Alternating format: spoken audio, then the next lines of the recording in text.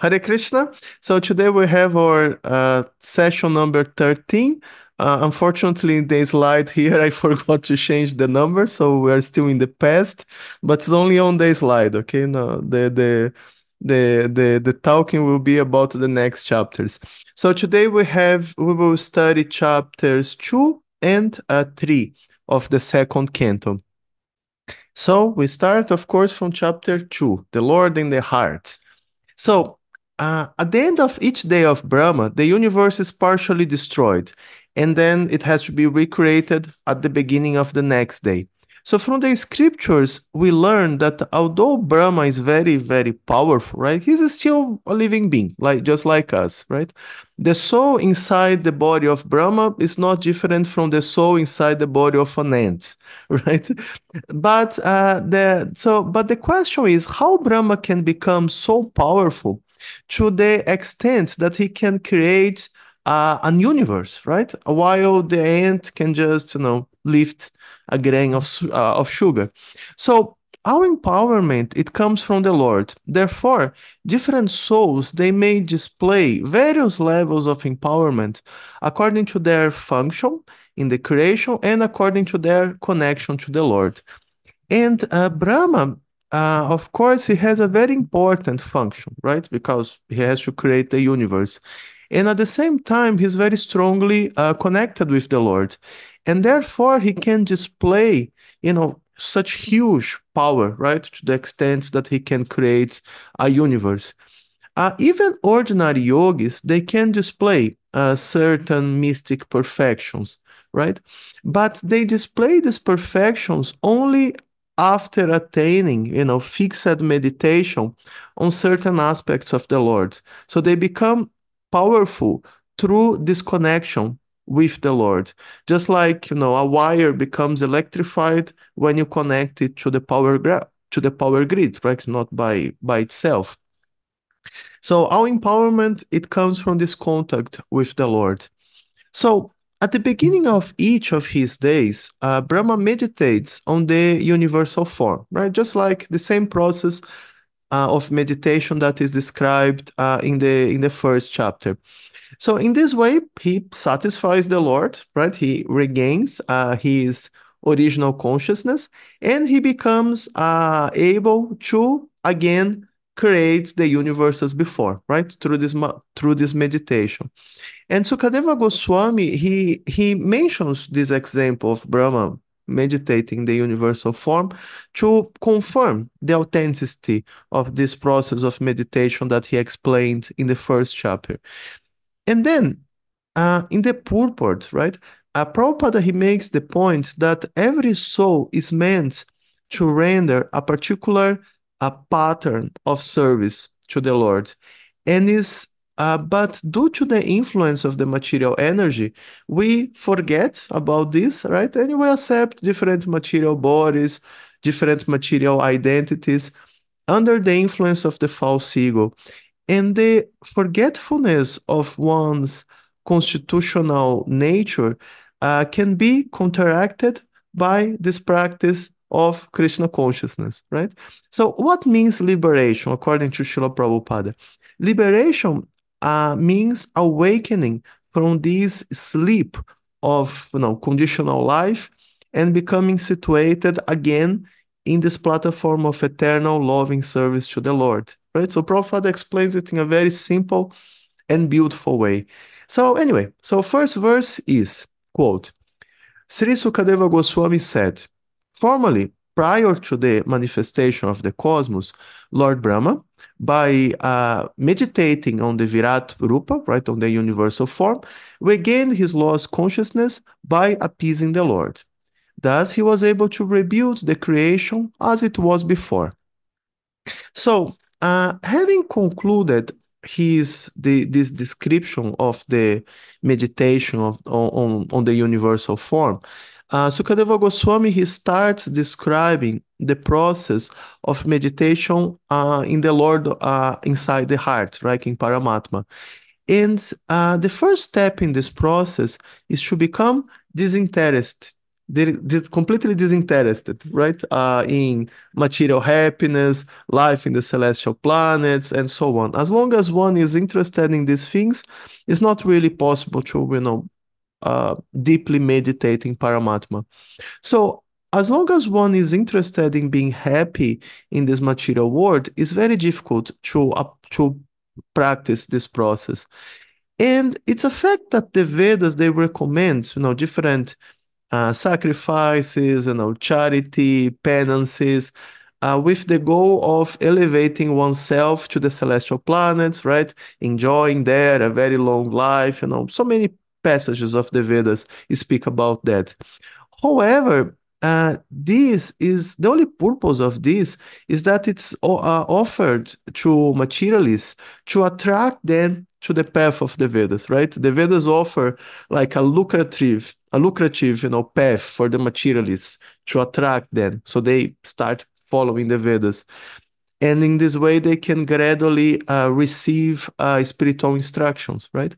But as soon as one becomes interested in self-realization, this elevation to the celestial planets becomes just a distraction, right? It's no, it's completely secondary. And then we come to second topic for today, that is the path of renunciation, that is explained in the following verses by Sukadeva Goswami to Parikshit Maharaj, right? This comes as like practical advice for Maharaj Parikshit, what to do in his current situation.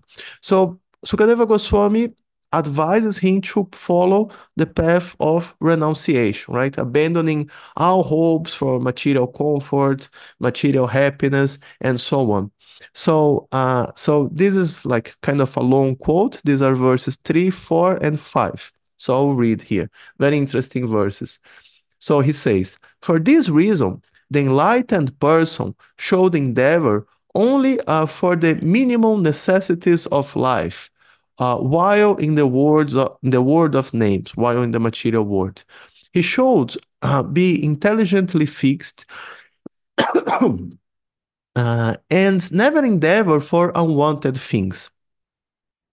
Being competent to perceive practically, right, in practice, that all such endeavors are merely hard labor for nothing, like they are useless. When there are ample earthly flats to lie on, what is the necessity of cots and beds? When one can use his own arms, what is the necessity of a pillow? When one can use the palms of his hands, what is the necessity of varieties of utensils? When there is ample covering or the skins of trees, what is the necessity of clothing? Are there no torn clothes lying on the common roads? Do the trees which exist to maintain others no longer give alms in charity? Do the rivers, being dried up, no longer supply water to the thirsty? Are the caves of the mountains now closed? And above all, does the Almighty Lord not protect the fully surrendered souls? Why then do the learned sages go flatter those who are intoxicated by hard earned wealth? Right? So, the essence of these verses is that we should not endeavor to obtain more than necessary, right? That's the point here. So a renunciant leaving the forest, a householder, trying to maintain a family, and a preacher, right, who depends on different material facilities to perform his service. They may have different material requirements, but the principle is that one should be satisfied with what is necessary and not endeavor to obtain more and more and more, like without limit, right? So by following this principle, we can simplify our lives, and in this way, we can find a time for spiritual practice, right? Yeah, and especially in the last stage of life, one should follow this principle, right, of renunciation in order to become free from material entanglement, right, and be able to go back to Godhead. And that's, of course, the situation with Maharaj Parikshit, right? He's going to leave his body very soon. So, Sukadeva Goswami is mentioning this. And another point is that Prabhupada makes is that we tend to think that time is less valuable than money, right? But Prabhupada makes the point that it is the opposite. Time is more valuable than money because money can't buy time back, right? Time is the only possession that we have that can be converted into spiritual assets by the practice of Krishna consciousness. Therefore, instead of working like a donkey, right, trying to transform our time into money, right, under the illusion that more money will bring us happiness, we should use our time wisely to advance in Krishna consciousness and to attain real happiness, right? That's the purpose. And then we go to the third point today, that is the worship of of the super soul. So, so continuing right in the second chapter, after advising, against material attachment, Sukadeva Goswami he moves into the positive, right? So he offers a process of meditation that is higher than the previous, right? Before he spoke about meditation on the Virat Rupa, on the universal form, and now he will describe worship of the super soul, Paramatma inside the heart, right? So while pilgrimage to holy places is recommended, right, one can also achieve perfection just by meditating on the Lord situated in his own heart, right? The Lord is the ultimate goal of life, of course, and he is also the only one who can award us liberation from conditioned life. So apart from the gross materialist, right, who else would reject this transcendental loving service to the Lord, like seeing how people in this world are suffering, right? The results of their karma, right? So Kadeva Goswami asks this question in the verses. So this is I will read here. It's Bhagavatam verses 6 to 8. Quote: Thus being fixed, one must render service unto the super soul, situated in one's own heart by omnipotency. Because he is the almighty personality of Godhead, eternal and unlimited, he is the ultimate goal of life, and by worshiping him, one can end the cause of conditioned state of existence. Who else but the gross materialists will neglect such transcendental thoughts and take to the non-permanent names only, seeing the mass of people falling into the river of suffering as the consequence of accruing the result of their own work, right? Others conceive the personality of Godhead residing within the body in the region of the heart and measuring only 8 inches, with 4 hands, carrying a lotus, a wheel, a chariot, a conch shell, and a club, respectively. Right? So the Lord in the heart, right, Paramatma, is sometimes described having the size of a thumb, right? And sometimes more precisely, he is described as having the size, the measurement from the ring finger to the thumb, and that's approximately 8 inches, right? And situated in the region of the heart. So the point is that the Lord is unlimited, right? But he assumes a transcendental form of this size for the facility of his devotees, who can thus accommodate the Lord inside their hearts, right? And meditate on him. And of course, the Lord is also present in the bodies of all kinds of animals and other living entities. And he appears in a size proportional to the size of the body. However, in the case of other living entities, animals, etc., this information is not relevant because animals they are not capable of practicing meditation. So what difference it makes for a dog, the size of Paramatma inside his heart, for example? The purpose of this description of the size of Paramatma is for human beings, is to allow the devotee to meditate in his form inside the heart, right? So that's an interesting point. And Prabhupada explains this about this in the purport. So he says, quote, because we are all part and parcel of the Lord, the Lord is always affectionate to us, and he always tries to get us back home, back to Godhead.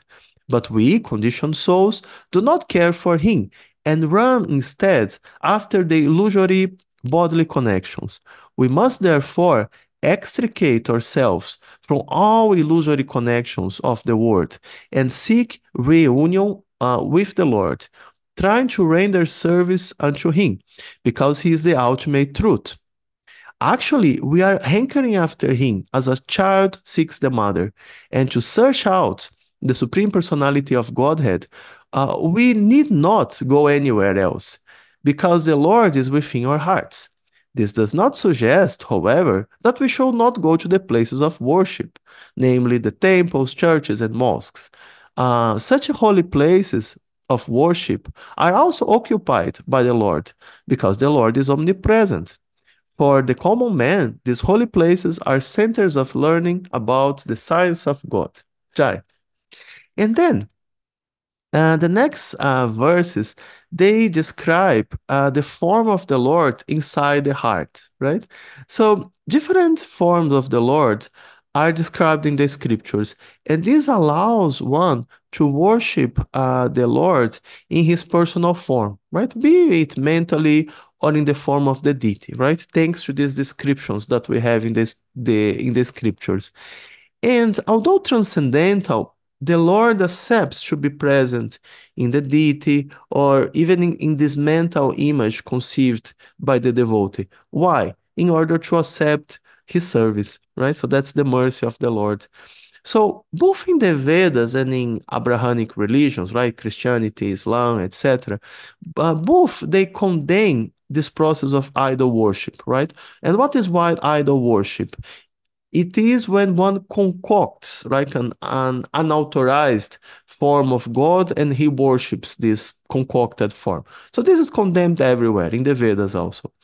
The difference is that in the Vedas, the true forms of the Lord are described, and the authorized process of devotion of personal worship is revealed, right? So in the Vedas, we have the complete thing.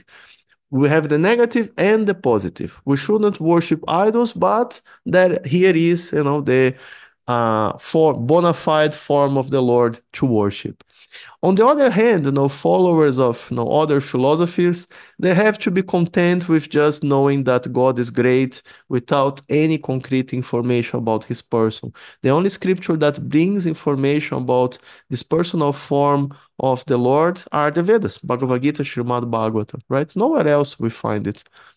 Okay, verses 9 to 13 describe this personal form of the Lord as he appears inside the heart, and also the process of meditation on his form, right? So these verses 9 to 13 describe this process of meditation on Paramatma, that is the main topic of this second chapter.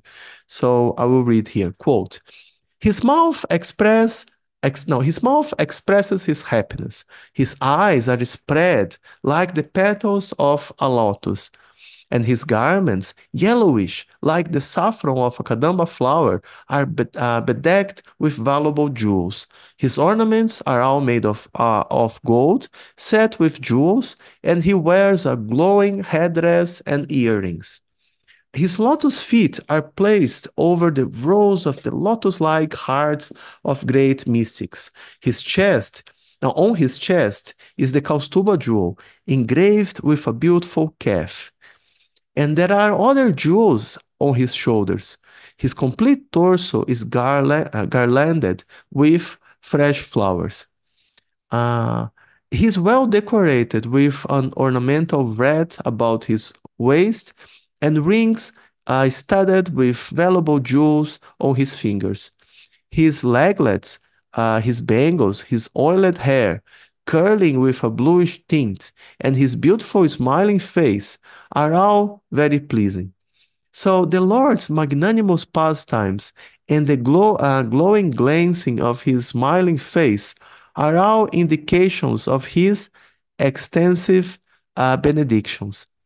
One must therefore concentrate on this transcendental form of the Lord, as long as the mind can be fixed on him by meditation. The process of meditation should begin from the lotus feet of the Lord and progress to his smiling face. The meditation should be concentrated upon the lotus feet, then the calves, then the thighs, and in this way higher and higher. The more the mind becomes fixed upon the different parts of the limbs, one after another, the more the intelligence becomes purified. Right? So that's the end of the quote. So the process described in the last verse, it also applies. It's also the proper process for the receiving darshan of the deities when we visit the temple, right? When we see the form of the deity, we should first look at his lotus feet and then gradually progress to his legs, belly, chest, neck, and finally his lotus face, right? Meditating on which part of his transcendental body in succession. And this is also described as the process of studying the pastimes of the Lord in the Srimad Bhagavatam, right? Very interesting. The first two cantos are considered the lotus feet of the Lord. And the confidential pastimes described in the 10th canto are his smiling face, right? So interesting. So again, we start from the feet all the way to the face. However, meditation in the form of the Lord is only possible for persons with some sense of devotional service, right? Gross materialists, impersonalists, people who are averse to the process of devotional service, they are recommended to just follow, their prescribed duties and meditate in the universal form, right? And that's described in verse 14, right? But anyway, the main point, no matter what one is going to meditate, the main point is that somehow or other one has to reestablish one's forgotten relationship with the Lord, right? That's the main point. And then we have here the process of leaving one's body, right? Haribo. So in verses 15 to 21, there is a description of the process of leaving one's body through the process of yoga, right? This is not so much for us because usually we are not able to follow this process, but it's interesting to understand, right? So through this process, a yogi can choose where he wants to go after leaving his body, right? No, this process, of course, is very difficult to know for Kali Yuga, but in Srimad Bhagavatam, we find descriptions of many great personalities who followed this process while leaving their bodies, right? And Prabhupada explains these points that, quote, in olden days, such practice was very common for the transcendentalist, for the mode of life and character in those days were favorable. But in modern days, when the influence of the Kali age is so disturbing, practically everyone is untrained in this art of bodily exercise. Concentration of the mind is more easily attained in these days by the chanting of the holy name of the Lord. The results are more effective than those derived from the inner exercise of the life air. So, the first consideration for leaving one's body in the process of mystic yoga is time and place, right? For example, in Bhagavad Gita, 8th chapter, verses 23 to 26, the Lord describes, the appropriate moment for one leaving his body, right? Uh, but on Bhagavad Gita 8:14, the Lord also clearly states that one who is advanced in devotional service, he does not need to be concerned with such details, right? So Sukadeva Goswami, he concludes that that one should not be perplexed, confused by, proper time and circumstance. Instead, he should focus in advancing in the process of devotion. Because living on the opportune moment is not as important as one becoming, a successful yogi, a pure devotee who can quit his body at any time he likes, right? So it's more guaranteed to become a pure devotee. Then anywhere he leaves his body, he goes back to Godhead, right? Following this process of which time, which place is uncertain. So the next consideration is the process itself, right? So one should comfortably sit uh, to meditate without being disturbed, right? And regulating, the life air, he should control the senses using the mind, right? And then the next step is to merge his mind into the self by using one's purified intelligence, and then merge the self into the super self, right? The Paramatma. And by this process, one attains the stage of Labdopassanti, where there is full bliss and all material hankerings they stop, right? So this is like a very advanced stage in yoga, right? When one becomes connected with the Lord in yoga.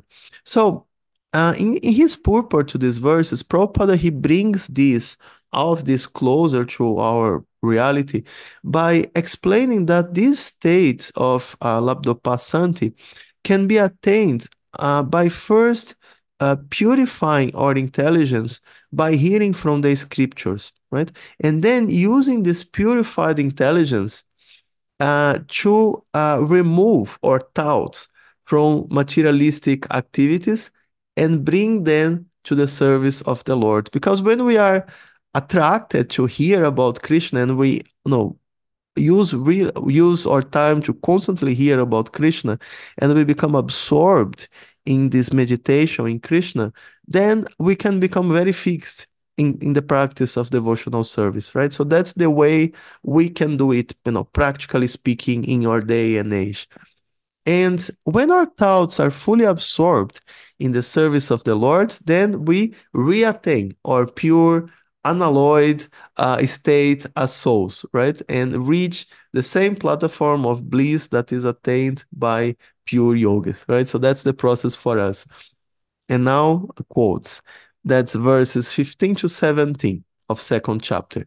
Quote, O king, whenever the yogi desires to leave, whenever the yogi desires to leave this planet of human beings, he should not be perplexed about the proper time or place, but should comfortably sit without being disturbed, and regulating the life air should control the senses by the mind. Thereafter, the yogi should merge his mind by his unalloyed intelligence into the living entity, and then merge the living entity into the super self.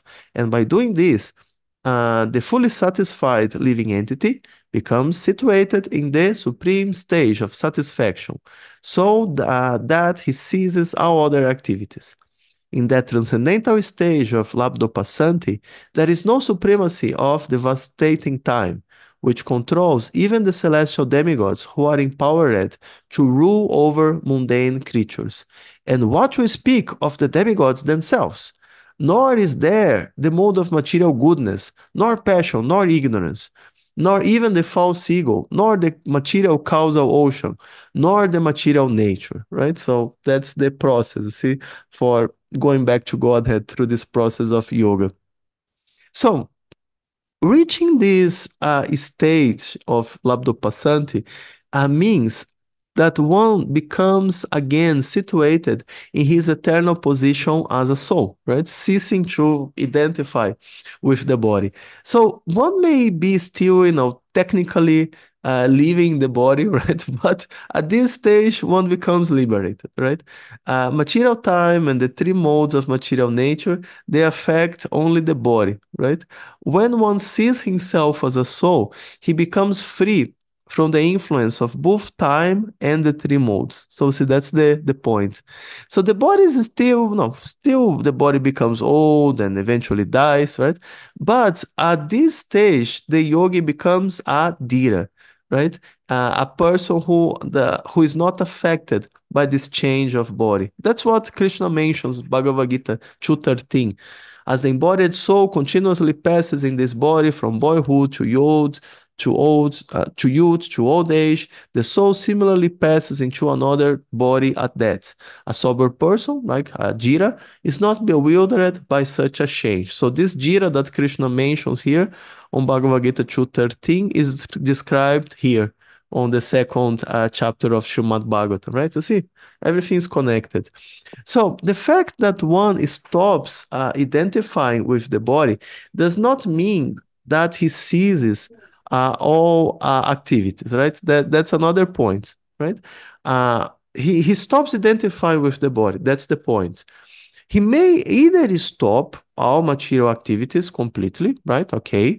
Or he may continue act no externally according to his duties. Both are okay.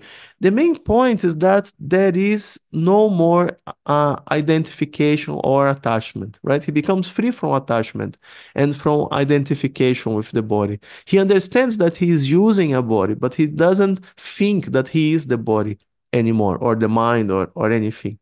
So, and then by giving up the false ego, right, this tendency of trying to lord over the material world, one becomes situated in his original position of surrender to the Supreme Lord, right? And in this stage, one develops a spiritual body and he can join the Lord's pastimes in one of the transcendental planets of the spiritual sky. So see, that's the ultimate goal, right? So, that's the path of perfect yogi, right? However, one who is not able to accept a position of service to the Lord, like the impersonalists, for example, then for them the highest that they can go is the impersonal Brahma Jyoti, right? And the impersonal Brahma Jyoti is a marginal position, like is like a fringe position where one can become free of material contamination, but at the same time to not become, directly engaged in the service of the Lord, right? However, because the impersonal Brahma Jyoti is not the eternal position of the soul, one has to eventually fall back into the material world, right? And that's also a proof that the Brahma Jyoti is not the original position of the soul. So the next three verses, they describe the process of leaving one's body at the chosen time in the process of mystic yoga, right? So describe how yogis they do that. So quote, that's true. That's verses from 19 to 21, second chapter. Quote, by the strength of scientific knowledge, one should be well situated in absolute realization and thus be able to extinguish all material desires. One should then give up the material body by blocking the air hole through which stool is evacuated with the heel of one's foot, and by lifting the life air from one place to another in the six primary places. The meditative devotee should slowly push the life air from the navel to the heart, and from there to the chest, and from there to the root of the palate. He should search out the proper places with intelligence. Thereafter, the Bhakti Yogi should push the life air between the eyebrows, and then, blocking the seven outlets of the life air, he should maintain his aim for going back home, back to Godhead. If he is completely free from all desires of material enjoyment, he should then reach the cerebral hole and give up his material connections, having gone to the Supreme. So see, interesting, right? That's the process that the yogis, they use to go back to Godhead at the time that they choose to leave their body, right? Interesting. Uh, and then next topic, now a yogi can choose where to go next. Right here we have like a kind of map of the Vedic universe, right? Different planetary systems, and the yogi can go anywhere he wants here. So it's described that the soul is situated in the region of the heart, right? Floating on these five vital airs that are prana, apana, udana, vyana, and samana. So, through the process of Astanga Yoga, one can gradually learn to control these life airs. And then, and when one becomes experienced in this technique, one can leave his body at the time he chooses, right? So that's quite useful, right? We see in the Bhagavata many great personalities using this process. So this is done by plugging, the evacuating hole with the heel of the foot, and then progressively moving the live air up, no, progressively, no, higher and higher through six places. And these six places are the navel, the abdomen, the heart, the chest, the top of the palate, and the eyebrows, and then finally the cerebral pit on the top of the skull, right? And from there, the yogi can make the vital airs burst out of the body, carrying out the soul, right? And then he can go wherever he wants. Of course, a perfect yogi, right, a pure devotee, he goes back to Godhead, right? He doesn't want to go anywhere else in this anywhere in this material world.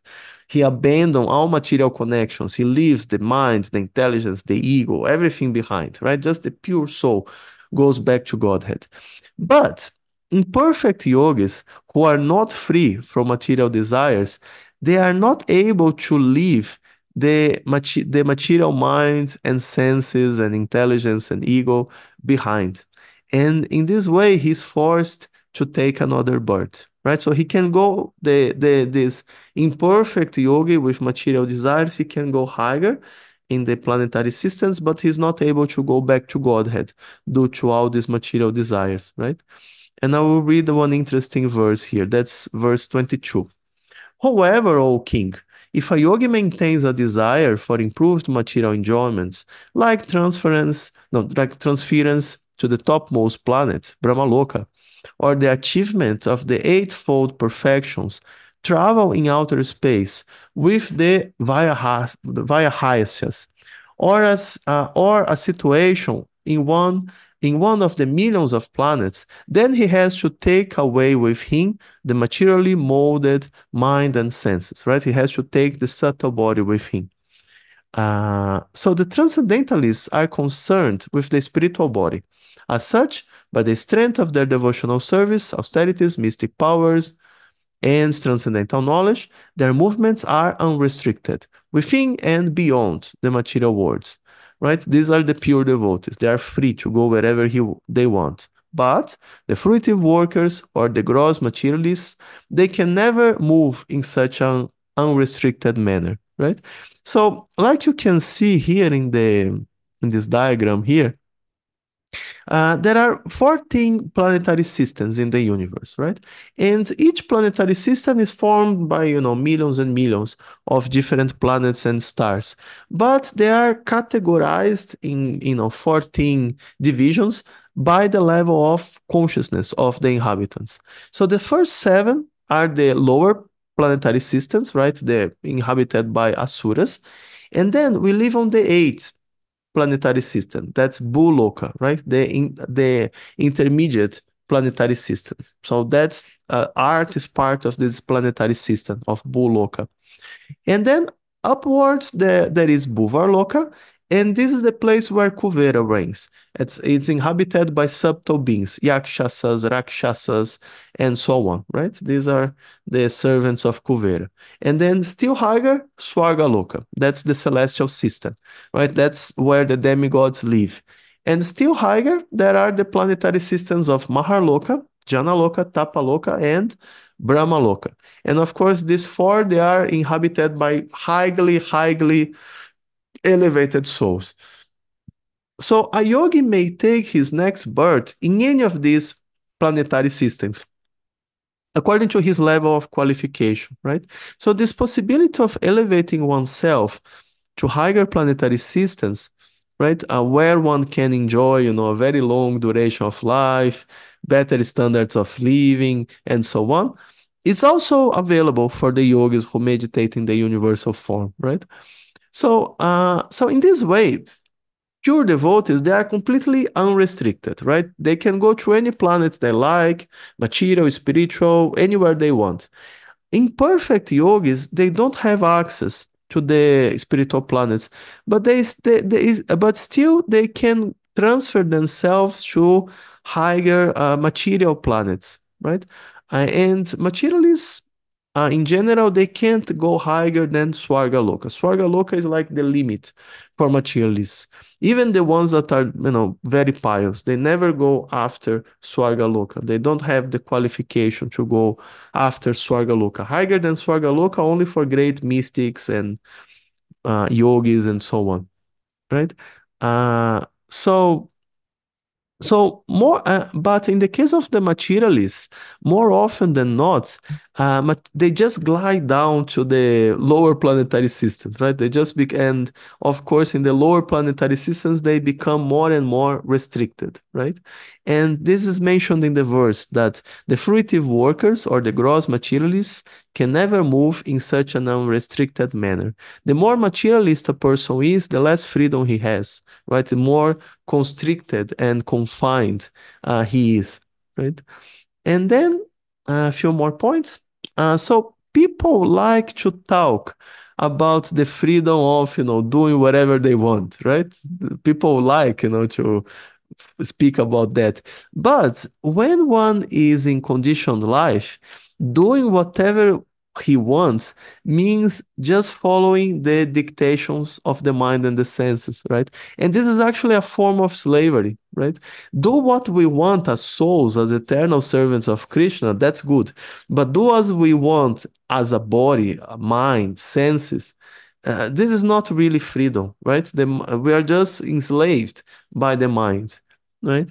So real freedom, like I said, is attained when we cultivate spiritual knowledge and we learn how to control our senses. That's real freedom. So a pure devotee he becomes completely free, right? Just like the perfect yogis. Jai. And then one verse here, 24. O king, when such a mystic passes over the Milky Way by the illuminating Susumna to reach the highest planet, Brahmaloka, he goes first to Vaishvanara, the planet of the deity of fire. Herein, he becomes completely cleansed of all contaminations. And thereafter, he still goes higher to the circle of Sisumara, to relate with Lord Hari, the personality of Godhead, right? So the circle of Sisumara is the path of the Milky Way that we can see, right, in a clear night sky. Nowadays, it's becoming rare to be able to see the Milky Way because, so much light pollution. But anyway, if you go to a really remote place, you may be able to see. So the yogi follows this path to reach the higher planetary systems, right? And after Sisumara, there is Maharloka, then Janaloka, then Tapaloka, culminating with Brahmaloka, right? And now we will speak about the extraordinarily long life of the inhabitants of the higher planetary systems, right? That's interesting topic, right? The next two verses and purports, they mention a few details that can be quite difficult to understand. So the verses 25 and 26 of the second chapter of the second canto, right? So, okay, let's see the first one, 2:25. So it says that this Sisumara is the pivot for the turning of the complete universe, and it's called the navel of Vishnu, Garbhodakashai Vishnu.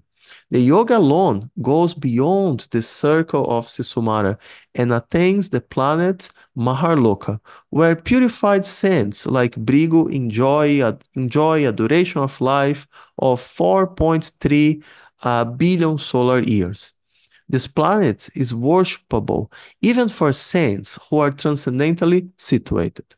So, what life in your planet, right? It lasts, maximum around 100 years, right? Not more than that. Life in Swargaloka, the planetary system of the demigods, it lasts for 10,000 years of the demigods. And these are 3.6 million years of our time, right? That's a very long time. How we calculate that?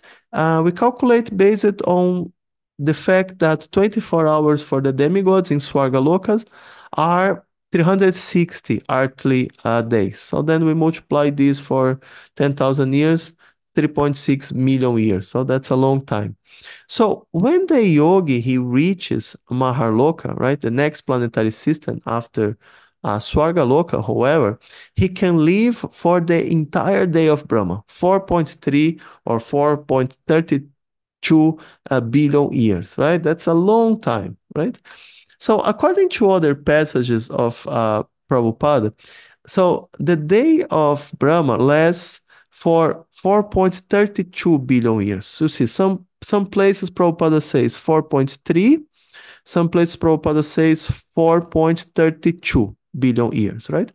But of course, we can understand that it's just that, in some places Prabhupada he opts to use a rounded number, right? So 4.33, no, 4.32 is like 4.3, right? We can round it, right? And several verses Prabhupada does like that. No big deal. Okay, but in the next verse, and that's 2.2.26, things they become a little more complicated. So in this verse, it says that at the final devastation of the complete universe, the end of the duration of Brahma's life, a flame of fire emanates from the mouth of Ananta, from the bottom of the universe. The yogi sees all planets of the universe burning to ashes, and thus he lives for such a loka by airplanes used by the great purified souls. The duration of life in such a loka is calculated to be 15 trillion 480 billion years, right? That's what is written there in the translation of the verse. So let's try to understand that.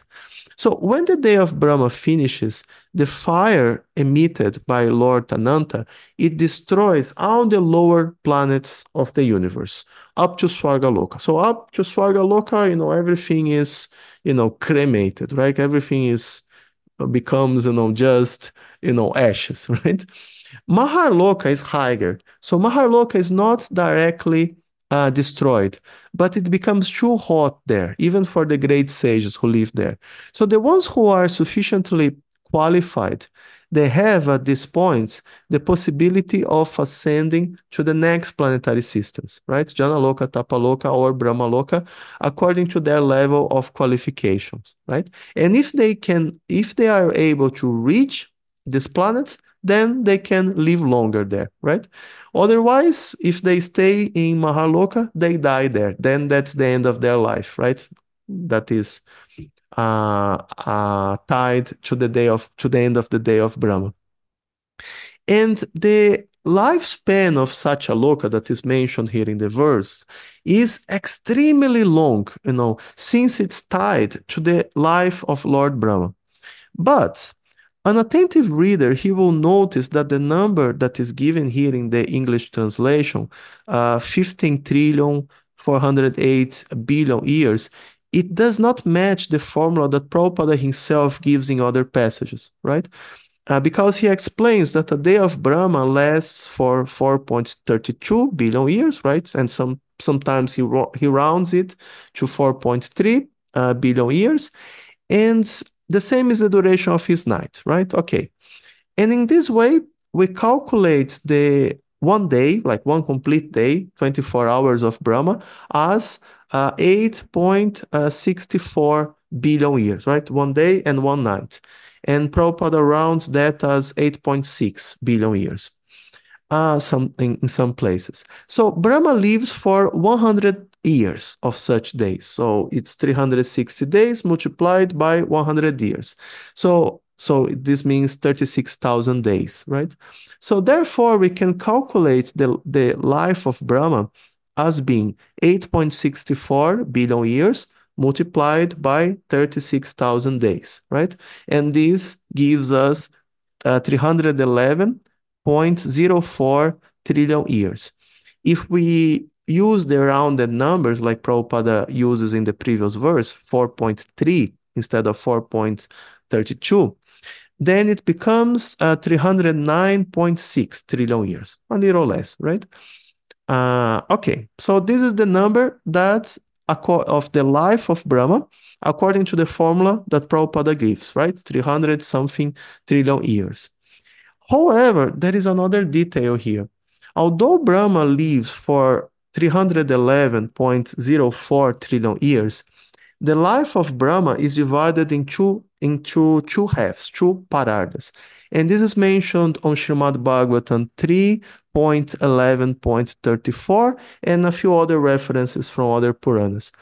Also in his commentary to Srimad Bhagavatam 3.11.37, Vishwanatha Chakravarti Thakura, he mentions that at the end of the first half of the life of Brahma, the universe is completely destroyed, including Brahmaloka. Everything is destroyed. And all the great sages living, they have to enter the body of Mahavishnu and be reborn in the next kalpa. This is also confirmed in Srimad Bhagavatam, first canto.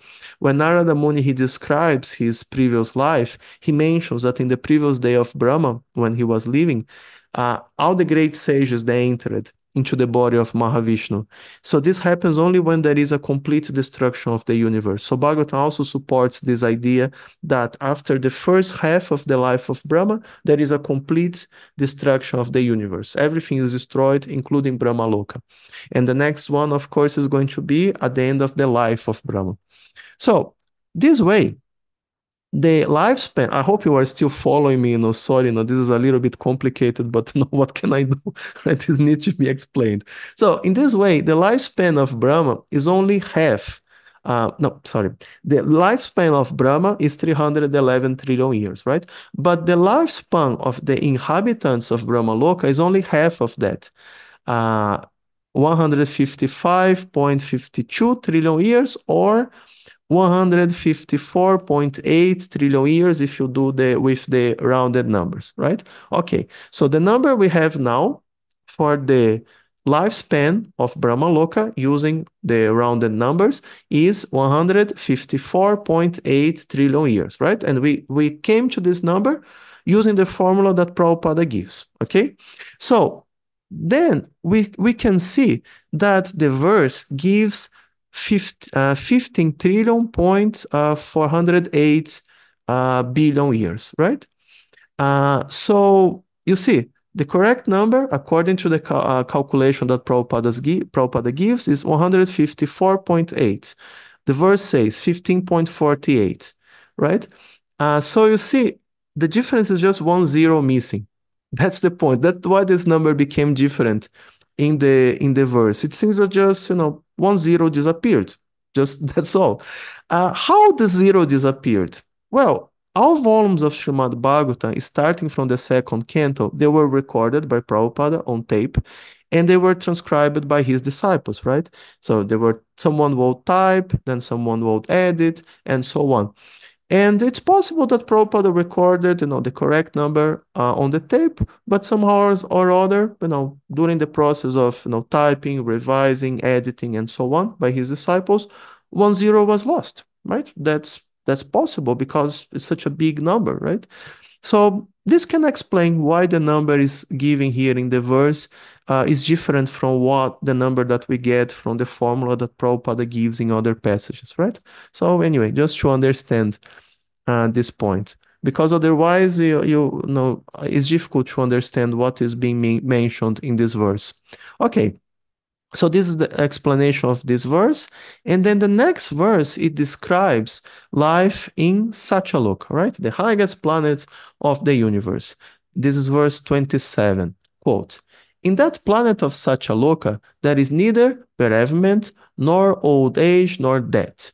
There is no pain of any kind, and therefore there are no anxieties, save that sometimes, due to consciousness, there is a feeling of compassion for those unaware of the process of devotional service, who are subjected to unsurpassable miseries in the material world," right? So that's life in Brahmaloka. No anxiety, no suffering. The only suffering is that sometimes they look down and they feel some pity for the poor souls who are living there. That's all, right? That's the extent of their suffering. So in this way, we have the life expectancies, like for the inhabitants of different planetary systems, are 100 years for art, right? At least in Kali Yuga, 3.6 million years for Swargaloka, 4.32 billion years for Maharloka, and 155 trillion years for Brahmaloka, right? So as you go higher, you live more, right? And then there is something that is also interesting that is mentioned here, also in the verses, that is life in the coverings of the universe, right? You can see the diagram of the universe, and you can see that there are 7 coverings. Like when the universe finishes, these coverings, they start. There are 7 coverings surrounding the universe. So starting from Maharloka, the inhabitants, they have very refined bodies, right? And these bodies, they are composed of subtle versions of the material elements. So it's also now arts, fire, water, air, and so on, but these are subtle elements. They're not gross elements like here. And as one goes upwards, he acquires a progressively more refined type of body. And by the point one reaches Satya Loka, there is no more gross body at all. There is only the subtle body, composed of mind, intelligence, and ego. However, in Satya Loka, the subtle body, it assumes a form similar to a gross body that allows one to experience, the different objects of sense gratification that are available there, right? And with this subtle body, the yogi can gradually penetrate the coverings of the universe. He can get out of the universe through the coverings, right? So after Satyaloka, after Brahmaloka, there are 7 elemental coverings of the universe. And these are respectively composed of elemental arts, then elemental water, then fire, air, ether, Mahatattva, and false ego. And each covering is 10 times greater than the previous one, right? And these are all elemental matter, right? They're not like fire like we have here in our planet. This is like subtle, elemental fire and art and so on. So it's described in the Brihad Bhagavatamrita that the personification of the material energy lives in each of these coverings, worshiping a different form of the Lord. And yogis who are ascending, right, who are going through this gradual process, they can gradually go through each one of these coverings, right?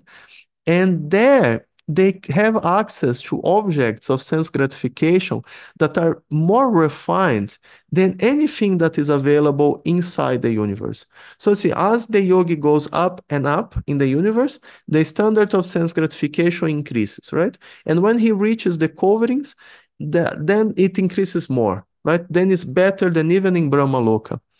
And there they can enjoy for a very long time without any trace of pain, right? Any limit. They can enjoy as much as they want. So in this way, the yogi can satisfy any remaining material desire that he may still have, right? And an analogy to help us to understand, what is this sense gratification that the yogis experience in the coverings.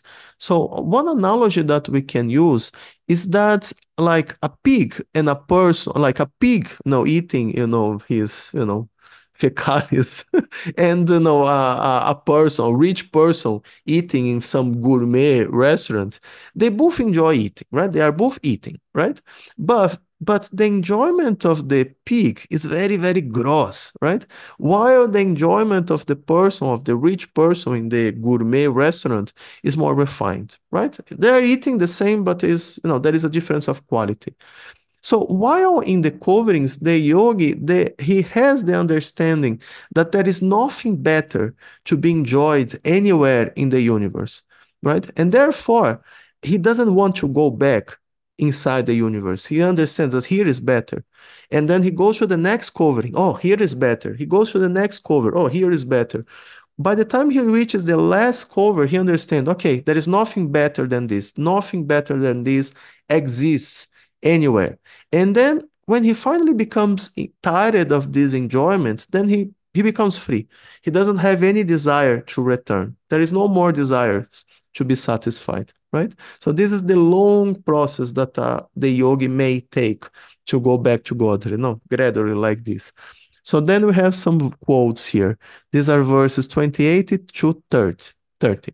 So after reaching Satyaloka, the devotee is specifically able to be incorporated fearlessly by the subtle body in an identity similar to that of the gross body, right? That point that I explained. And one after another, he gradually attains a stage of existence from earthly to watery, fiery, glowing, and airly, until he reaches the ethereal stage. So see here, he's going through the coverings, right? The devotee thus surpasses the subtle objects of different senses, like aroma by smelling, the palate by tasting, vision by seeing forms, touch by contacting, the vibrations of the ear by ethereal identification, and sense organs by material activity. So see, this is the process of enjoyment in the coverings.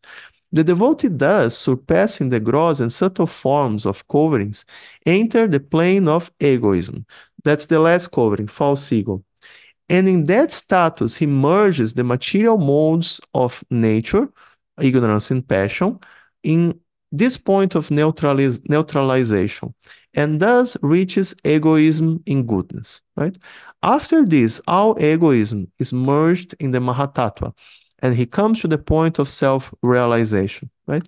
So, now we have here.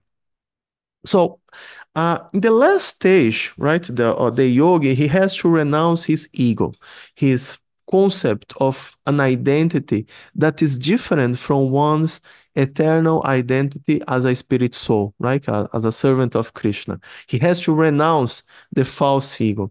And this false ego is our first and deepest layer of material conditioning. And this false ego is generated from the Mahatattva, right? And on the way back, the yogi merges the false ego back into Mahatattva. He gives it back. And in this way, he returned to his eternal identity as a pure soul. So finally, by completely purified, the yogi is able to enter the spiritual planets from where he never has to return. Jai, right? And this is described on verse 31. Only the purified soul can attain the perfection of associating with the personality of Godhead in complete bliss and satisfaction in his constitutional state. However, whoever is able to renovate such devotional perfection is never again attracted by this material world and never returns. Right, Jai? So this is what described here in these verses. You see that these verses of Srimad Bhagavatam of the second chapter, they're very difficult, they're very complicated, because they describe a very complicated process, that is this process of the yogi going gradually through the different planetary systems and then through the coverings and then until he finally can renounce his false ego and go back to Godhead, right? This is a very complicated process, and that's why the explanation today is kind of long, because how else can we understand it, right? It's not so easy. So we can see that a yogi who goes through this gradual, ascending path, he can also achieve perfection, but only after a very long period, right? Only after passing through the different planetary systems and all the 7 coverings of the material universe. And this is a painfully slow process, right? Here we are not speaking about centuries or millenniums. We're speaking about trillions of years. That's a scale of time that we can't comprehend. It's so long, the time that it takes. We can't even, understand it. We can just speak, oh, it's like this, but we don't have idea of how much are trillions of years, right? So a devotee, on the other hand, he can go directly to the spiritual world by just serving Krishna and concentrating his mind on him, right?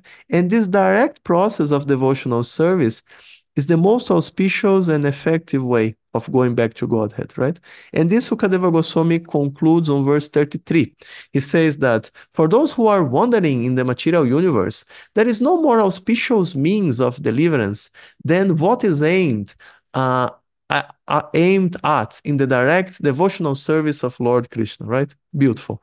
So there is nothing higher in the Vedas than pure devotional service to the Lord. And this is the ultimate conclusion of the scriptures, right? So after scrutinizingly studying the Vedas 3 times with great attention, right, Lord Brahma, he came to this conclusion, right, that attraction to the Lord is the highest perfection of religion. And so simply by practicing Krishna consciousness, one can achieve the ultimate destination, right? Just like the yogis, they can go there after trillions of years. We can also go, but just after a few years, right? So it's a much better process, a much more powerful process. And that's one of the goals of this description, just to explain that, see, the process of devotional service is so much better, right? And then on this note, right, Sukadeva Goswami, he concludes the second chapter. He says, O king, it is therefore essential that every human being hear about, glorify, and remember the Supreme Lord, the personality of Godhead, always and everywhere. Those who drink through oral reception, fully filled with the nectarian message of Lord Krishna, the beloved of the devotees, purify the polluted aim of life known as material enjoyment, and thus go back to Godhead, to the lotus feet of Him, the personality of Godhead. Haribo. Right? So this is the end of the second chapter. And now we go to the second chapter that we will study today, that is chapter 3. Chapter 3 is much easier, it's much simpler. So it's much much smaller explanation, right? So now we go to chapter 3. You see, first chapter explains about meditation on the universal form. Second chapter gives something better, that is meditation on Paramatma. Then chapter 3 is going to give something better, that is direct worship to the Lord, right? So in the second chapter, right, the ascending process of elevating oneself through the different planetary systems and then through the coverings of the universe was described, right? Why? Because in the end, the conclusion is given, right? The conclusion that the devotional service is the topmost process, right? This conclusion is emphasized there. And then the third chapter, it follows a similar logic. It explains different processes of worship, and then it concludes that unalloyed worship to the Supreme Lord is the ultimate process that all intelligent persons they should adopt, right? So again, same logic. It starts with lesser processes, and then it concludes offering the highest process, that is worship to the Lord. So Sukadeva Goswami, he describes in verses 2 to 9 that one who desires good children, he should worship the Prajapatis, like the great progenitors of the universe. One who desires good fortune, he should worship Durga Devi. One who desires money should worship the Vasus. One who desires a long life should worship the Asvini Kumaras. One who desires a good wife should worship the Apsaras, and so on, right? Even worship of demons is recommended, for one who desires victory over an enemy. And it's interesting that also worship of the personality of Godhead for one who desires tangible fame is also mentioned in the same list. Because in this case, one is worshiping the Lord without knowledge, right? One is worshiping the Lord to get a material result. That's why it's put there in the same list. But anyway, what is the purpose of this description, this explanation, this list of processes of worship that are given in the third chapter? So the point is that most people they have material desires, right? Okay. And the Vedas they explain how one can fulfill his desires by worshiping different superior authorities, right? Different demigods and so on. And in this way, one can gradually learn to submit to higher authorities, and this process can, after a long time, eventually bring him to becoming a devotee, right? That's the idea. However, this is a very long process, and there is no guarantee that one will really become a devotee by practicing it.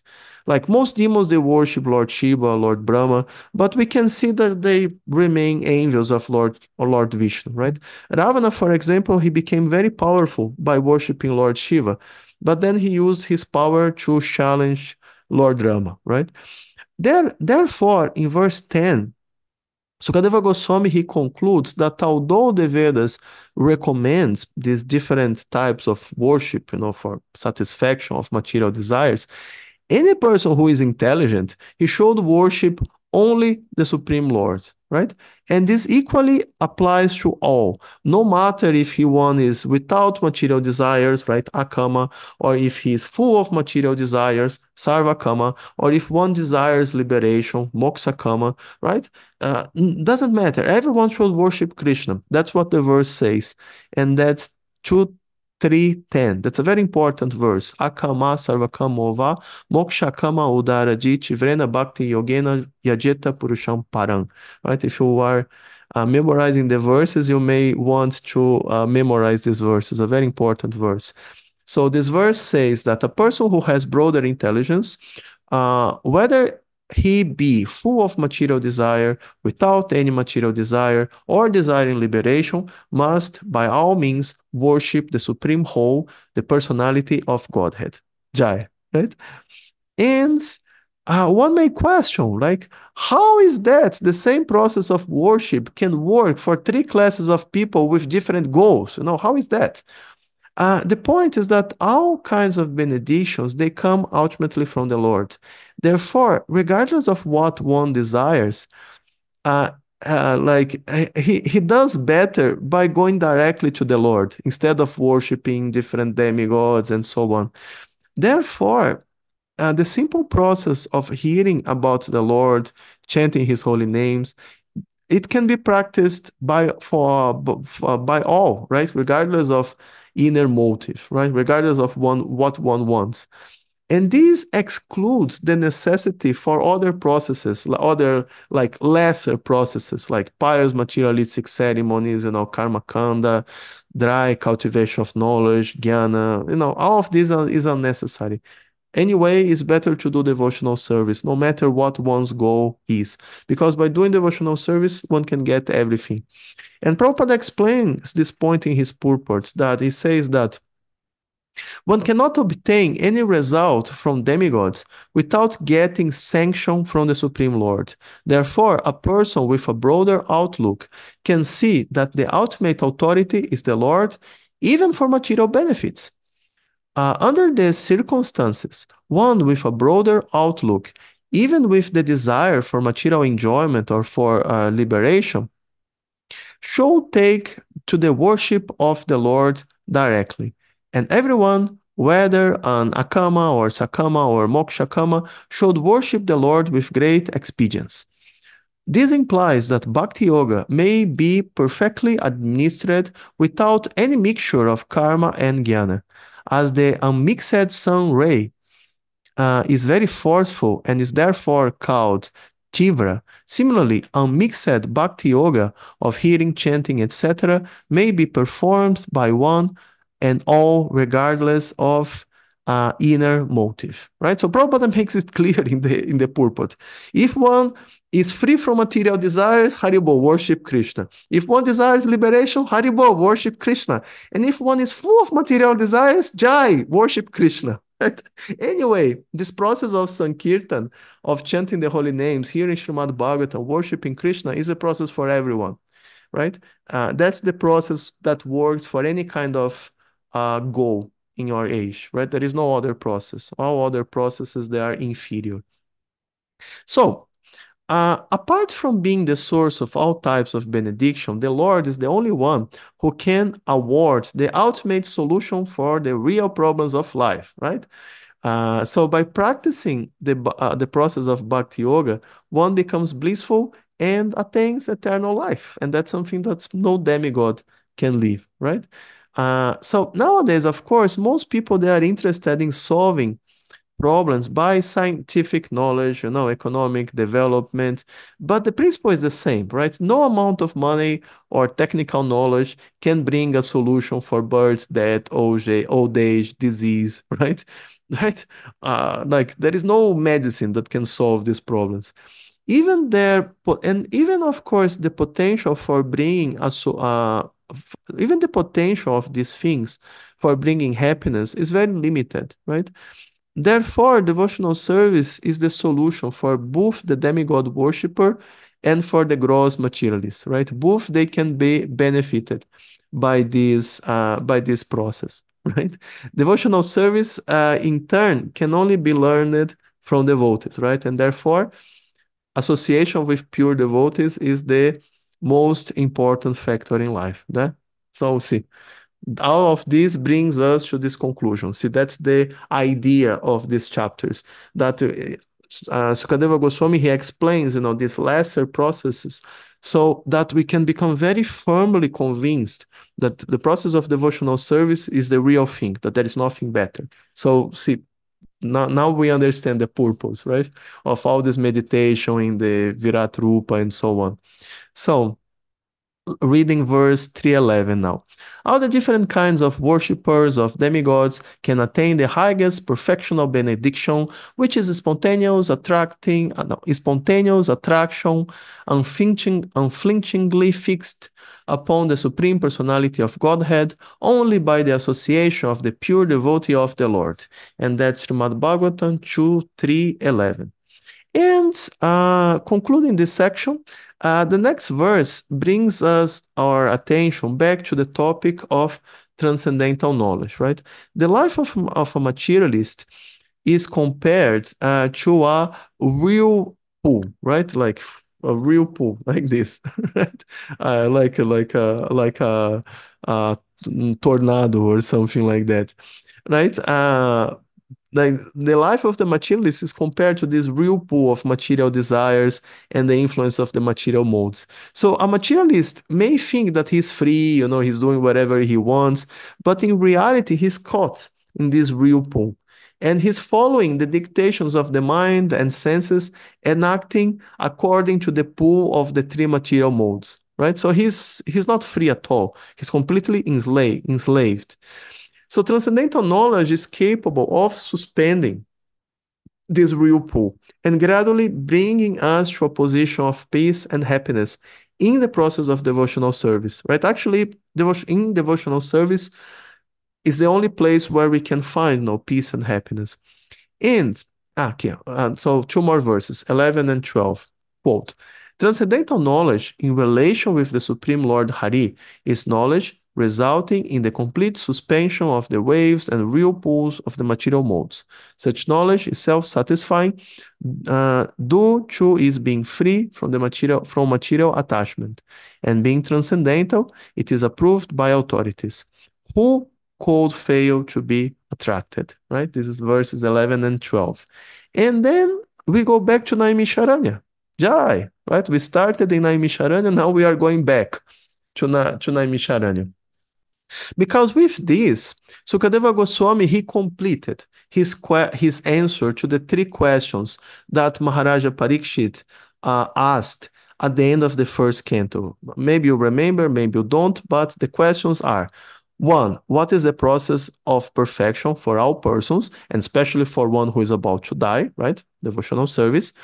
What should a man here chant, remember, and worship? The pastimes of the Lord, Srimad Bhagavatam. And three, what should he not do, right? And then there are all these lesser processes.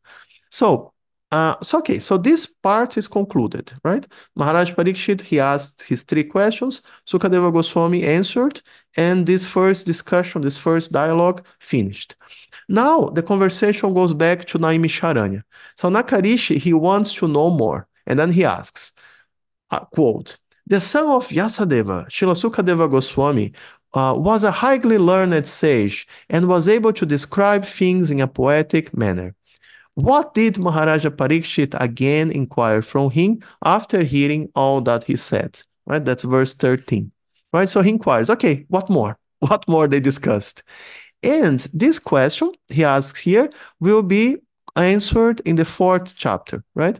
Because in the remaining verses of the third chapter, Saunakarishis, he continues speaking. He shares his realizations after hearing the instructions given by Sukadeva Goswami in the previous chapters, right? After the confirmation that devotional service is the supreme goal of life and that topics related to the Supreme Lord should be discussed in the company of devotees, he's eager to hear more. He said, yes, that's it. That's what I was waiting, for these 1,000 years here, burning ghee in the forest, right? So he says, verse 14, O learned Sutta Goswami, please continue to explain such topics to us, because we are all eager to hear.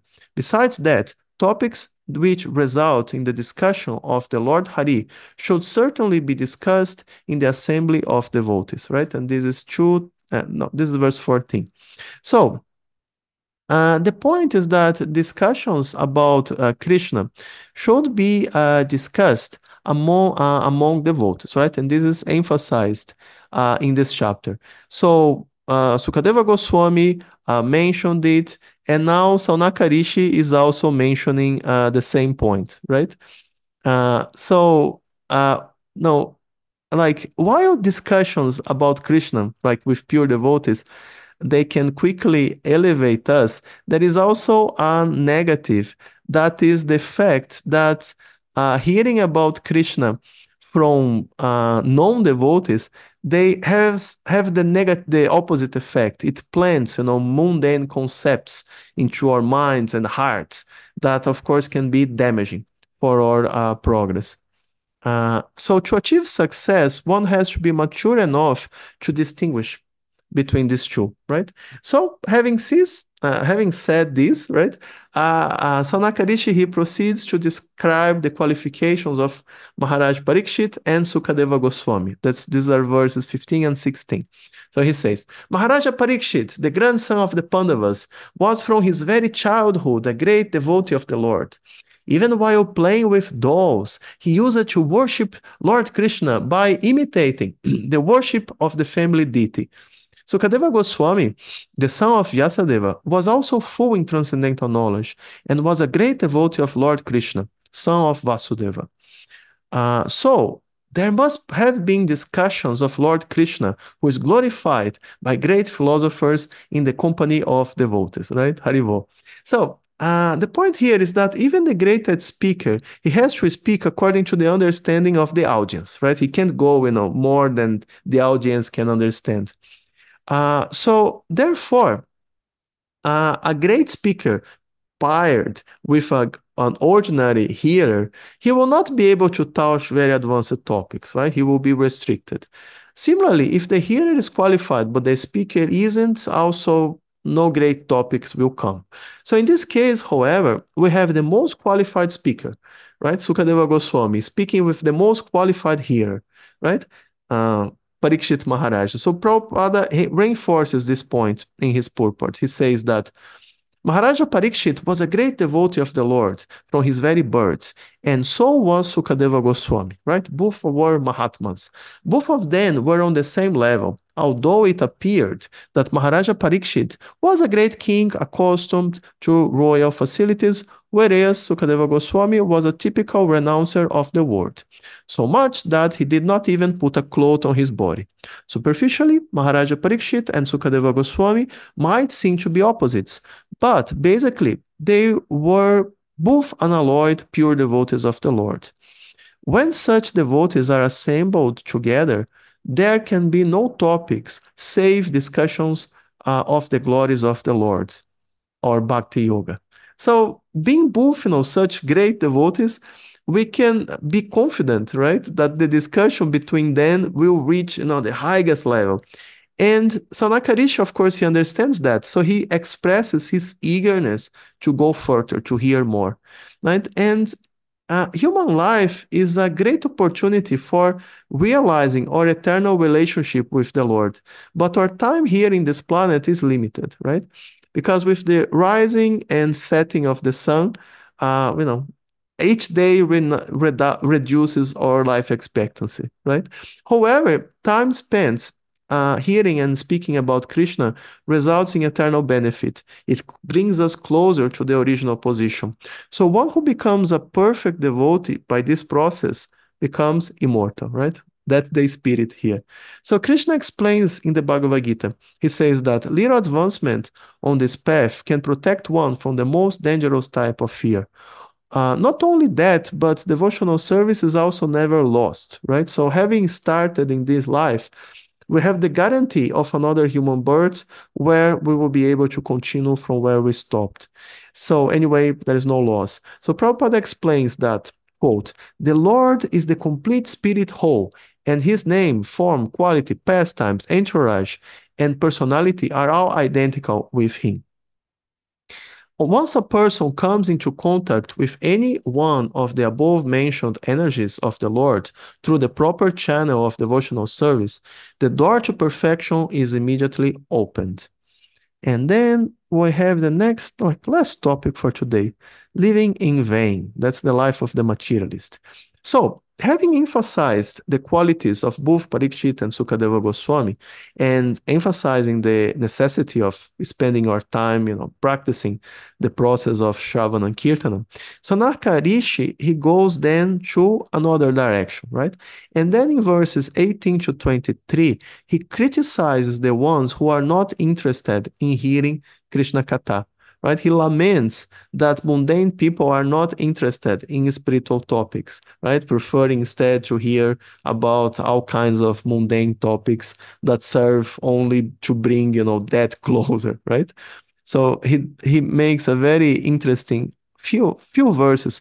This is from 18 to 23. I will read all these verses because they are very interesting. Quote, do the trees do not live? No, do the trees not live? Do the bellows of the blacksmith not breathe? All around us, do the bees not eat and discharge semen? Men who are like dogs, hogs, camels, and asses praise those men who never listen to the transcendental pastimes of Lord Sri Krishna, the deliverer of all, the deliverer from evils. One who has not listened to the messages about the prowess and marvelous acts of the personality of Godhead, and has not sung or chanted loudly the worthy songs about the Lord, is to be considered to possess ear holes like the holes of snakes, and a tongue like the tongue of a frog. The upper portion of the body, though crowned with a silk turban, is only a heavy burden if not bow down before the personality of Godhead, who can award mukti, freedom. And the hands, though decorated with glittering bangles, are like those of a dead man if not engaged in the service of the personality of Godhead, Hari. The eyes, which do not look at the symbolic representations of the personality of Godhead, Vishnu, his forms, name, quality, etc., are like those printed on the plumes of a peacock, and the legs, which do not move to the holy places where the Lord is remembered, are considered to be like tree trunks. The person who has not at any time received the dust of the feet of the Lord's pure devotee upon his head is certainly a dead body. And the person who has never experienced the aroma of the tulasi leaves from the lotus feet of the Lord is also a dead body, although breathing, right? Unquote. So, trees, they live longer than human beings, right? The bell of the blacksmith, it breathes much more soundly. And many animals, they're more, sexually active than humans. However, what is the purpose of their existence, right? So similarly, persons who are averse to listening to the transcendental pastimes of the Lord, they are compared to animals like hogs, dogs, camels, asses, and so on, because they simply live without any higher consciousness, right? So they're just like animals. So the ears of such persons, they are compared to the holes of snakes, like filled with filthy things. Their tongues are compared to the tongues of frogs who croak very loudly, just inviting the snakes to come and eat them. Just like, materialists, he speaks so many things just to bring that closer. And because they decry, temple worship, like refusing to bow down before the Lord, their heads become just like heavy burdens that just help them to drown faster in the material ocean. And because they are not engaged in the service of the Lord, their hands are useless, just like the hands of a dead body. They don't do anything useful, right? And their eyes are useless, like the eyes of a peacock feather. So in general, this such a person lives in vain, and thus he's like a dead body, like although breathing. In other words, he's like a ghost who just brings, inauspiciousness to others. So very heavy words, right? But this is the opinion here, the conclusion of the Srimad Bhagavatam. And then, okay, last slide for today. So next, Sanaka Rishi, he describes the position of a neophyte devotee who, although, trying, he still does not have a taste for the practice of Krishna consciousness, right? This is more directly for us. So Certainly, that heart is still framed, which, in spite of one's chanting the holy name of the Lord with concentration, does not change when ecstasy takes place. Tears fill the eyes and the hairs stand on end, like unquote. So the whole process of devotional service aims at bringing a change of heart, right? Bringing one back to his eternal position as a servant of Krishna. So as one advances in devotional service, the false sense of lording over the material energy is reduced, right? And the natural attitude of loving devotional service to the Lord is awakened, right? So Srila Prabhupada comments here that, quote, therefore, real steady bhava is definitely displayed in the matter of cessation of material desires, santi, utilization of every moment in the transcendental loving service of the Lord, avyarta uh, kalatvam, eagerness for glorifying the Lord constantly, namagani sadaruchi, attraction for living the land of the Lord, pritis tad vasatis tali, complete detachment from material happiness, virakti, and pridelessness, mama sunyata, Mama Sunyata, right? That's the end. So one who has developed all these transcendental qualities is really possessed of the bhava stage, as distinguished from the stone-hearted imitator or mundane devotee. Mundane devotee means like neophyte devotee, right? So the neophyte devotee, he's still like stone-hearted, but then gradually the heart melts by the process of devotional service. So Shilajiva Goswami, he concludes that if this change of heart does not happen, even after a long time of practice, it must be because one is still committing some of the 10 offenses while performing his devotional service, and thus this practice is not, bringing fruit. And the 10 offenses, they are directly connected to a lack of philosophical understanding about the Lord and his devotees and of the nature of devotional service, right?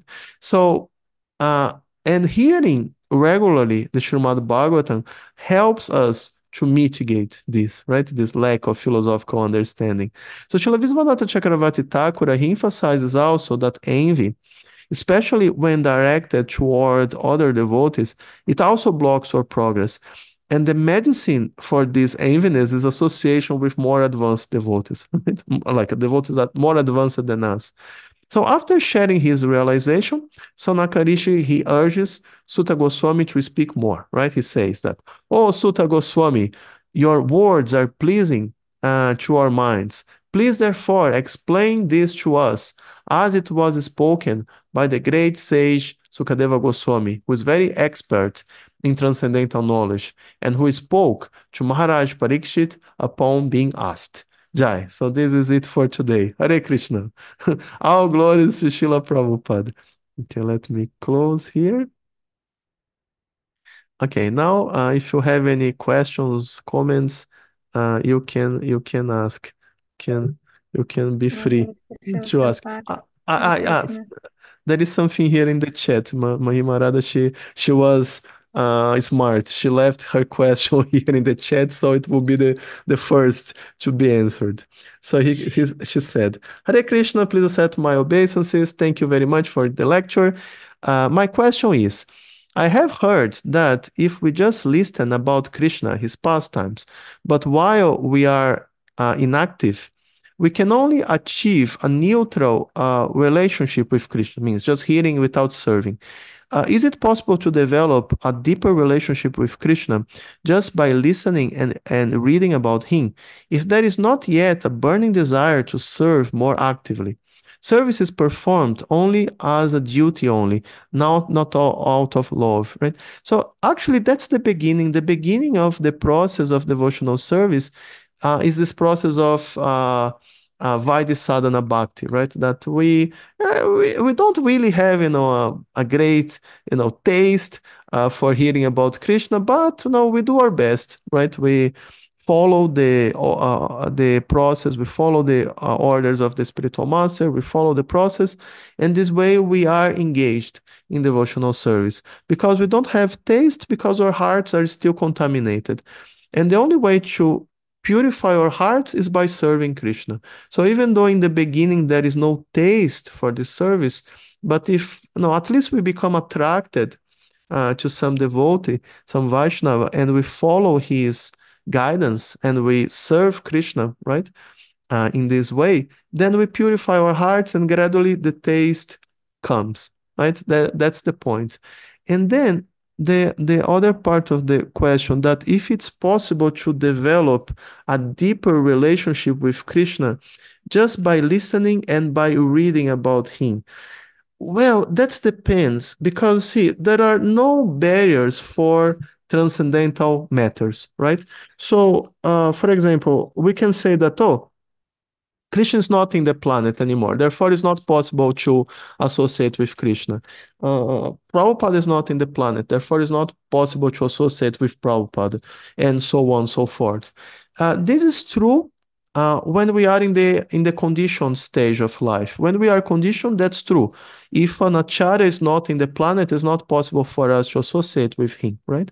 That's why, one has to find a guru who is here, we can see and hear and ask questions and so on. But one who achieves, who comes to the transcendental level, then there are no such barriers. So, for example, if one's guru leaves the planet, right? Guru passes away, goes back to Godhead. If this disciple he achieves at some point later in his life this transcendental platform, this transcendental level, he can see his guru again, he can meet his guru again, and the guru can continue giving instructions to him in his spiritual body. And not only his guru, all the previous acharyas. But the question is how to get into this transcendental level. So theoretically, if one achieves this transcendental level just by reading and so on, yes, it's possible to get this association and develop this deep relationship with Krishna. But this is extraordinarily rare. It's like a miracle. Normally speaking, the process to develop a relationship with Krishna is by associating with pure devotees of Krishna. If we don't get this association in this life, like presume that this life, we are born there, I don't know, some village in Siberia, and, we don't have any opportunity of whatsoever associating with devotees. We can only read books of Prabhupada and watch videos on YouTube. Then next life we get this association, right? Because this life we are practicing with what we have. We have this desire of getting association. Next life we will get it. And then next life we continue practicing and we go back to Godhead. And eventually, when one becomes advanced, what happens is that he takes birth in a planet where Krishna is executing his pastimes. And there he gets association with the Nitya Siddhas, of the pure devotees, of the eternal associates of Krishna. And there he learns how to serve Krishna and how to love Krishna. So, not necessarily we will achieve this prema in this life. Most probably not. But then we take birth where Krishna is, and there we associate with Krishna's eternal associates, and there, by their association, we learn how to love Krishna. And then we go back with Krishna, back to the spiritual world. So, no, these are just a few points, right? Okay? And also, you had another Thank you so question. much. Thank you so Thank much, you. Kanchana Hare Prabhu, for Krishna. your explanation. Thank you. All glories to Srila Prabhupada. You had also, right? A question. I just want to say thank you, and Ah, I need thank you to very much. listen it again because it's a very interesting part, and I wanted to understand it deeply. Hare Krishna. The second canto, it is kind of difficult. It's kind of technical. It has so many details about creation and all these details about the process of mystic yoga and the universal form of the Lord, which is not a very easy topic to understand either. And so many verses that Krishna is speaking to Brahma. Imagine it's a very high level, right? We are studying a conversation between God and the creator of the universe.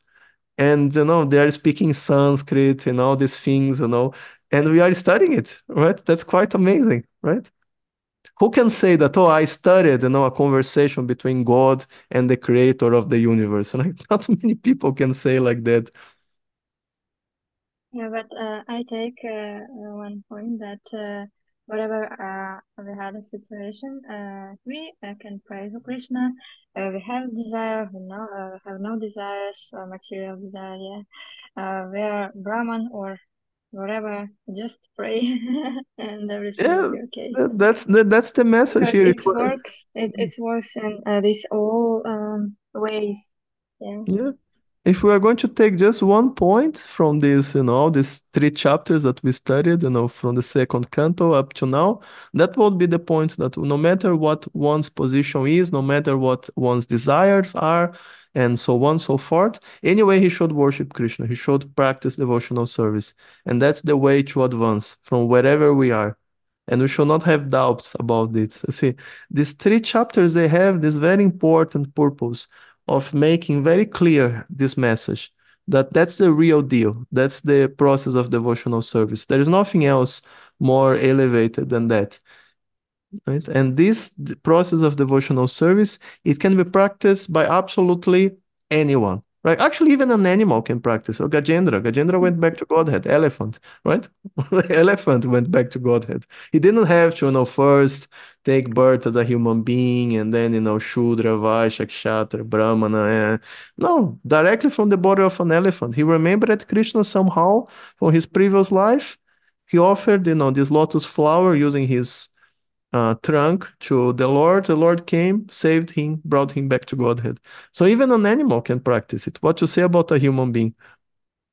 But it happens because Rajendra was a human in his previous life, yeah? Yeah, yeah, of course, but everyone was human at some point, right? Uh, Even everyone who is in animal body before he was a human at some point. So anyway, it still applies to everyone. Of course, for an animal, it's very difficult to remember Krishna. Only by association of a pure devotee, sometimes an animal can come to his consciousness. Just like Mahaprabhu, he was, liberating so many animals and so on and so forth. I had a cat. He already left his body, but when I heard Srimad Bhagavatam from another Maharaj, he also came and listened it with me, and I saw that he was calm and he really liked to hear these lectures. Somehow, maybe he understood And something. the dog, like, A cat, my cat. cat. Yeah, Yeah, sometimes animals they have some sukriti from past lives and they have some, attraction to hear. Small children sometimes they just like to hear, because they have something and from who past knows? lives. Maybe he already back Yeah, to Krishna. I don't yeah. know. Whatever. Yeah, usually Interesting. when one hears about Krishna as an animal, as a child, and so on, the result of that is that one in the same life or in a future life, he becomes a devotee. That's usually the result. That is like Sukriti. This prepares him for becoming a devotee in the future. Then he comes back as a human being, as a devotee, and then he really practices, then he goes back to Godhead. That's like the normal process. But of course, everything is possible, right?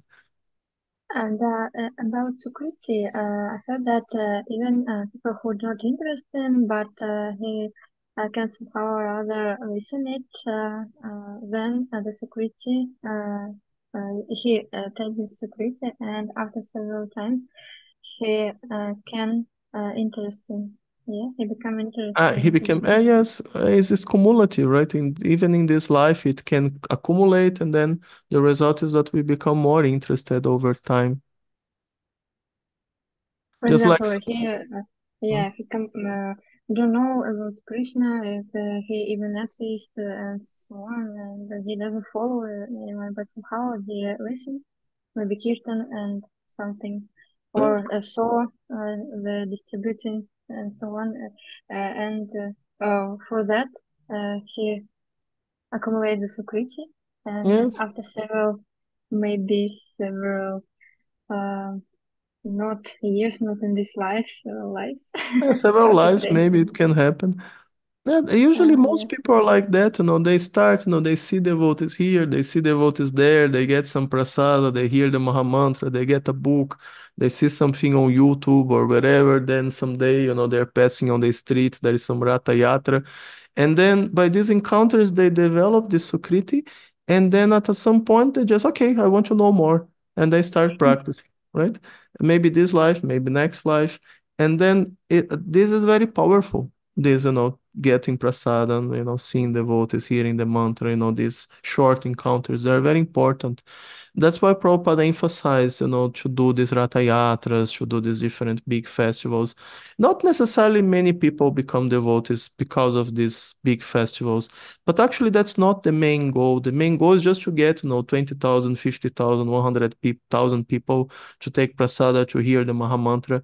And these people later, in future lives, they become devotees. That's how it works.